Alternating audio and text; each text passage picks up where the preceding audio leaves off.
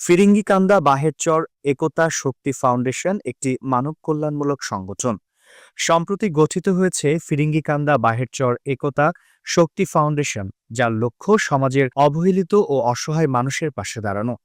শুক্রবার ২৮শে মার্চ দুপুরে ফিরিঙ্গিকান্দা বাহেরচর সরকারি প্রাথমিক বিদ্যালয় মাঠের পাশে তাদের নিজ কার্যালয়ে ঈদ উল ফিতর উপলক্ষে ১০০ জন হতদরিদ্র পরিবারের মাঝে তাদের বাড়ি গিয়ে ঈদ উপহার বিতরণ করা হয়। প্রধান উপদেষ্টা মোহাম্মদ খালিকুল ইসলাম ও জসিম মিয়ার সঞ্চালনায় উপদেশমূলক কথা বলেন ফাউন্ডেশনের উপদেষ্টা ডাক্তার মোহাম্মদ সিরাজুল ইসলাম ও মোহাম্মদ শফিকুল ইসলাম শফিক। এই ফাউন্ডেশন বিভিন্ন সামাজিক উন্নয়নমূলক কার্যক্রম পরিচালনা করবে, যেমন দরিদ্রদের জন্য সহায়তা, শিক্ষা ও চিকিৎসা সহায়তা। দুর্যোগ মোকাবিলায় উদ্যোগ নিবে তারা আহ্বান জানিয়েছেন সমাজের সবাই যেন একাত্ম হয়ে এই মহতী উদ্যোগকে এগিয়ে নেয়।